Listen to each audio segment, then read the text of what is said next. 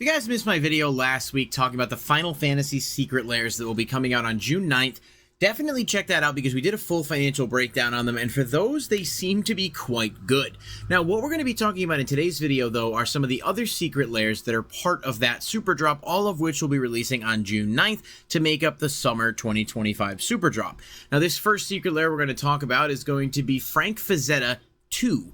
A very well-known artist, and his first Secret Lair did very well, which we're going to talk about in detail here in this video. I'll give you a little bit of a side-by-side comparison, but I'm pretty excited about this one for the potential that it might have. If you're a fan of his artwork and his art style, I definitely think there's going to be something here for you that you'll enjoy. So we're going to take a look at all of that. So if you guys do enjoy the video, be sure to hit that like button and subscribe. Click the bell icon if you want to be notified when new videos are posted. And as always, I do appreciate everybody who watches and encourage you to comment down below and let me know what you think of this Secret Lair.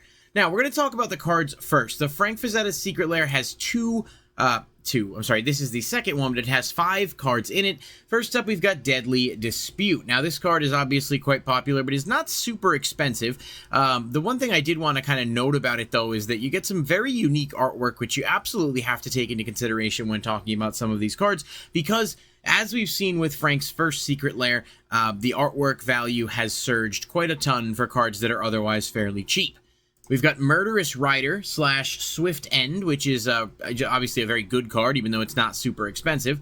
We've got Zulaport Cutthroat, which very popular card. Again, good number of prints. Last time it was printed in a Secret Lair, it was worth about 25 bucks, and in my personal opinion, this artwork is better than the one from that Secret Lair, but that's just me. Obviously, that's opinionated, so it's not going to determine the value completely, but just something to keep in mind. Aggravated Assault, a very good card as well. It was reprinted in the Wild to Beldraine Enchanting Tales. It did drop quite a bit from where it was originally, but has still held on to some value, and it does have another Secret Lair print, as you can see here on the screen, that is around $20, give or take. So its previous Secret Lair iteration has done fairly well, and it does not exactly have a ton of prints available. And then lastly, we've got Desperate Ritual, which again, another good card, but not super printed. It's, there's Ultimate Masters is probably the easiest one to get, but realistically speaking, it's, it was in the original Modern Masters. It was also in a couple of other things. I think this one here, the Treasure Chest, might have been like Magic Online, so not too important there in determining what we're looking at for value, but these are the 5 cards that are in the actual Secret Lair itself.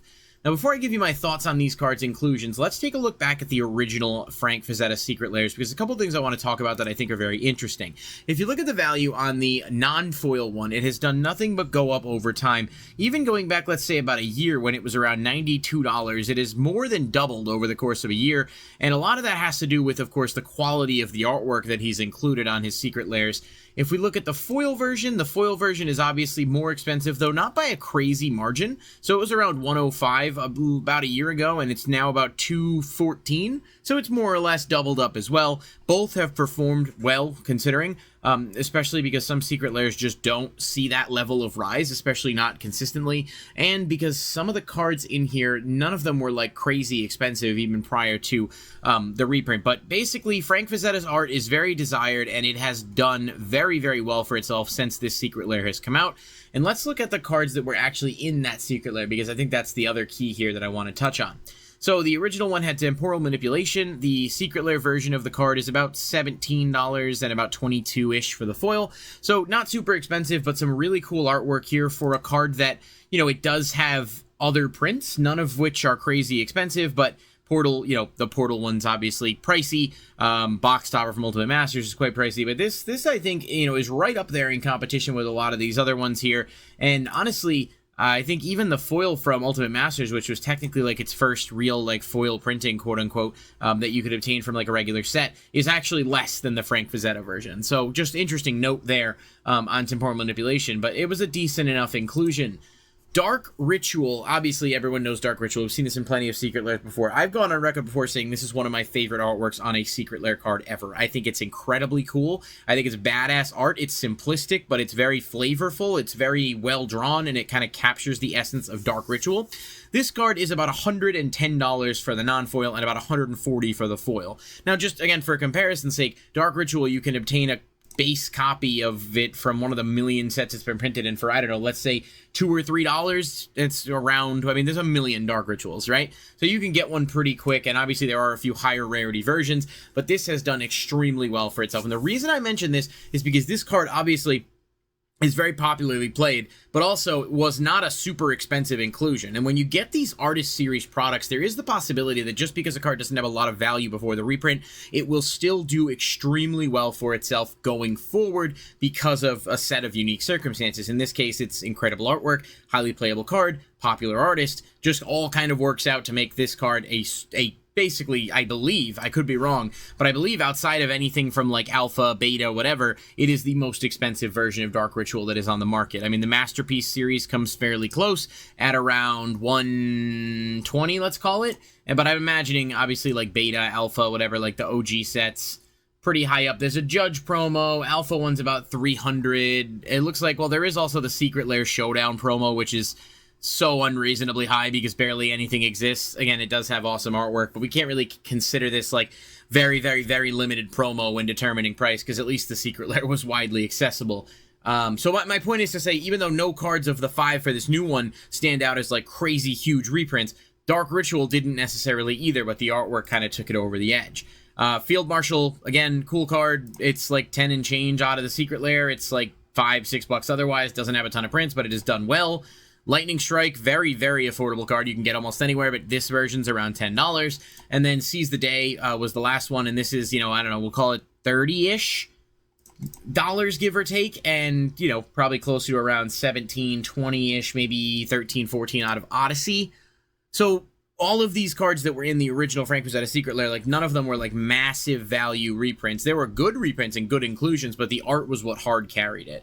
So I think we've seen an incredible amount of success from this artist's one Secret Lair already, and that is what kind of makes me a little bit optimistic about this, and I kind of view it through a little bit of a different scope than I would normally when talking about a Secret Lair, because if you like the artist and his art, there is a good chance that this one not only sells really well, but sees a similar rise over time as the first one. Now, it could just be that Lightning struck and the Dark Ritual and everything else kind of surged, but my gut tells me that this is going to do really well, especially because, like I said, the popularity of the artist. So when you're looking at this and you're looking at value, the 5 cards in this Secret Lair are less than, just in their base forms, less than what it's going to cost you to actually purchase the Secret Lair itself, which, you know, $30, probably just under $30, and maybe a little bit more in foil. But if we look at the art, I like Deadly Dispute a ton. I think Murderous Rider looks sick. I think Zulaport Cutthroat is really cool, kind of an old school Magic art vibe. Aggravated Assault, I don't actually love the art on this, but it's still a good card. And then Desperate Ritual looks really cool. I'm inclined to think that because this, I mean, this card is not as good as Dark Ritual, obviously, but because it is really good, it's very possible that we could see Desperate Ritual go pretty high up or be the highest version of this, you know, its particular card, just based on the Secret Lair's popularity. But again, there's so much, you know, what if that's going to happen here. Is this going to sell out quickly? Is the Final Fantasy stuff going to be more of a demand, so it's going to go faster and this will be a bit more available for a while? Obviously, a lot of flaws with the system with the print-to-demand, or the non-print-to-demand model that Wizards has switched to using for Secret Lair. But I have to say, realistically speaking, if you like the artwork here, and if you're kind of like, if you have the money and you have the flexibility to pick what you want for the Secret Lairs, I really do think this is going to be a no-brainer buy, just based on how well his first one performed. It's never going to fall below the value of what you pay for the Secret Lair itself, but the upside is there for the artist based on history and the fact that there's no bad cards included in here. To me, it just kind of comes together as a really solid Secret Lair, and I'm not necessarily giving Wizards a pass for not including something of higher value, because I have to be consistent with my criticisms.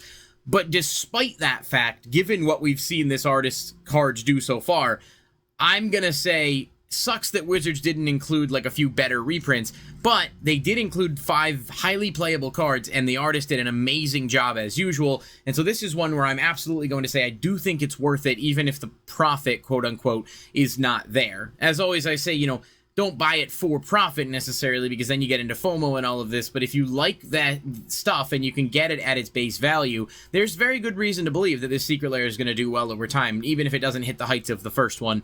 And I just think that is pretty cool. And I think it's pretty cool that an artist can have that level of, you know, impact on value of cards over time. So I do recommend this Secret Lair. I would say I'm largely considering getting it as long as it's available. I'm certainly leaning more towards wanting to make sure I secure the Final Fantasy one that has Cyclonic Rift, but if it's there and I can get, I definitely will. But I'm curious what you guys think of this one, the Frank Frazetta Secret Lair 2. Are you planning on getting it? Am I missing some stuff on this? Off the mark a little bit? Either way, let me know in the comment section down below. Thank you guys for watching, and good luck with your Secret Lair hunting. I'll catch you guys in the next video.